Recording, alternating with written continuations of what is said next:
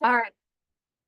This is On Imagination with the Healing Garden. Welcome to Pando. This is something that this is my passion. I have a story to tell you. When I started this vision back in 2022, I saw the healing garden. I saw the war. I saw the healing garden. I saw the healing garden in the middle of it. And I went, I got to go build something. And my entire life immediately was, you go over there. I got to go build this. So my focus was build the garden. Now, I built the garden. And when I was going through the journey and the dissection of the ethical business model, one of the things that I was asked a lot about to help me find my way was, well, what do you want to do? And I said, what I really want to do is network. Like, all I really want to do is network. Like, if I had my way, I would just be, honestly, I remember Joan Rivers. For some reason, Joan Rivers was a huge influence of me, where everybody knows her and she just knows everybody. And you just got to know Anna. And just, that's what I want. I used to do this with Brain to Books, as I love the networking. I love the people. And it's like, I don't want to teach people mental health. It's a DIY. You need to be doing that on your own. So I transferred everything over, and I love teaching. But what I really want to do is network. And I'm just like, network doesn't get you money. Yeah. So I felt like I had to give it up. Don't do that. Don't you ever do that. So I had it in the back of my mind. Well, I'll do it after. This is really important. This is the moral of the story. I had it in the back of my mind. I'll do the networking after. Nope. Mother Nature cut me off, and she said, no. She cut me off. She's like, no, you want to do networking? Well, that's how you're going to make money. Yeah, but how? How does one make money during networking? That's not your problem, she said. That's my problem. You just do the networking. This doesn't make any logical sense because you don't know. You shut up. You trust me. I trust you. And I was supposed to go and just do the networking, but I didn't. I didn't trust her. So I built the healing garden. I had to build the healing garden. I had to build it. We both know we had to build the healing garden. So I built the healing garden, but instead of focusing and toggling between networking and that, I just said, oh, I'm not going to do any networking. The day I decided to go, I'm going to totally just shift all of my attention onto the network, and then the healing garden will be there to catch people who want it. But now I'm doing networking. As soon as I made the shift, I mean, 2 hours later, are we all listening? This is the lesson entitled, When You Need to Listen to Mother Nature or She Kicks Your Ass. Like, do what you want to do. So I had this whole thing set up, and no matter what I did, it would not generate anything. It was just like a dead engine. I just couldn't get the engine to turn over.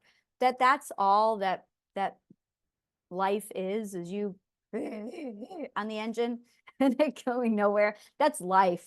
That's life. And sometimes the key breaks, and sometimes you got to turn the lawnmower over, and you got to do the mechanical crap, and you're just like, well, I want the engine turn over, and then you just and it just won't go anywhere.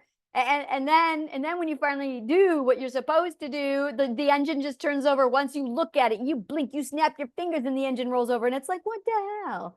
And it's like, yeah, that's physics. I understand it's physics. So I'm here to tell you that there is the dream, and then there is the dream within the dream. And then there's the dream that you don't dare to dream. And you're sitting here going, well, I want to be this when I grow up.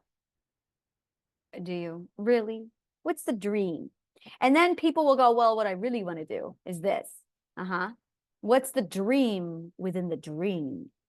What I really want to do is network. And our subconscious mind, our fear system, immediately says things like, well, how's that going to make you money? It's my father's voice. It's my father's voice. It came right down into my head and said, that's not how you make money. Well, if you knew how to make money, you wouldn't be poor. So you got to tell that voice to shut up. And this is where it becomes a battle between fear of not living without shit and your dreams. And this is really what it comes down to. It's your dreams versus fear. Fear of not having shit. Fear of not having anything. Fear of, and then there's your ethical integrity. You have ethical integrity. These are the pieces, people. These are the pieces. You've got ethical integrity. You have fear of scarcity and living without shit. And you have your dreams. And you got all three of them. And ethics and dreams team up. This is the truth. Ethics and dreams team up. Did you know? No one knows this shit. They team up. Ethics and your dreams, they team up. And they go against the money. And then poof, you have abundance in whatever it is you want. But you got to get ethics teamed up with your dreams.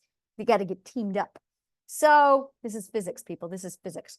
So I finally figured all this out. And I'm like, oh, now the ethics was not the ethics. The ethics and there's ethical integrity. And then there's me. There's ethical integrity, and then there's me. And I have a long history of ethical integrity, which just cracks me up. I remember I was like 2 months into a job, and they wanted me to break the FDCPA. That's the Federal Debt Collection Practices Act. And I'm like, what you are doing? And all they wanted me to do was call and leave a message twice a day, which is breaking the FDCPA. And I sat down with the entire group and I'm like, I'm not going to be doing this. I said, what you are wanting me to do breaks federal law. Do you understand that? Well, we have these policies. You're breaking federal law. Yeah, but we have to do it this way. This is what our client wants. Your client wants you to break federal law. Are you going to go to bat for me at court? Because if these people turn around and sue me, they're going to sue me, the debt collector. They're not going to sue you. They're going to sue me. Are you going to represent me in a court of law if this occurs? The answer was no. I quit. So I have a long history with ethical integrity and self-preservation, which is also ethical integrity. So when you look at things like this, when you look at all of this stuff, when you really sit down and you dive deep into this, it is really about your relationship with your ethical integrity and your dreams and your fear of scarcity and loss and doing without. And it's like this massive internal battle. And if you do not resolve this, you're going to have a problem. And this is going to be like there's a lot of self battles that go on, especially when you are building your dreams. And this is one of the battles. You've got the war of three between your ethics and your ethics are torn because you've got this fear. It's fear versus love. We're back to the battle of dichotomy of good and evil. That's really what this is. Your dreams represent love and fear represents loss. And it's the dichotomy of good and evil all over again. And your ethics are going, oh, I'm done. And this is the kind of crap that we got to deal with as people. And when your ethics side with love, it empowers them and overcomes fear. I'm totally going to do like a theatrical production of all of this because this is exactly life, people. It's the dichotomy of good and evil. It's fear versus love. I have the physics for this. It's amazing shit. So when you are in that conundrum, this is why you need courage, the ethics again, because you need the courage to overcome fear in the battle of good and evil. This is exactly what we're talking about. And when you throw away your fears, when you throw away your love and you embrace fear because you're scared and you've abandoned the ethics, what really has happened is without love and without ethics, fear consumes you and now you have consumption. Now you fall into the evil path of narcissism, which is exactly what it is. It's you have consumption because you have no courage, which is the first ethic. And then you lose love in your dreams and you're pulled away by the narcissistic way of life, which is fear. Yes, this is exactly how life is. It's the dichotomy of good and evil. So when you decide, yeah, screw this, I'm going to get my dreams, what you're really doing is partnering your love with, by the way, love is a force. It's awesome. Love is a force. It's physics. It's a force. It's the force. The force. I wish I was joking, but I'm really not. It's the force in unified theory, and the ultimate force of the universe is love, which is also the thing that brings you into electromagnetic fields. It's really cool. So I'm sitting here doing all of my physics, and I'm like, wow, the force is real. It's love. This is amazing shit. Star Wars is real. Yeah, I was totally getting my nerd on. So when you decide to partner up your ethics with your love, you're literally, it's math, 2 against 1, and it wins. And if you abandon ethics, then you got 1-on-1 and it's harder. But here's the thing, without the ethics, love ceases to exist. And that's why fear becomes all consuming. So this is physics with Anna because physics is fun. Ethics and love, power. So your dreams, you gotta have your dreams, man. Your dreams, your ethical dreams. And then Everything will work out. Everything will absolutely work out. This is probably going to be my new mode of education from now on, is the dichotomy of good and evil with theatrics. Because this is how you learn, people. Your subconscious mind loves this shit. And if you do, that's all right.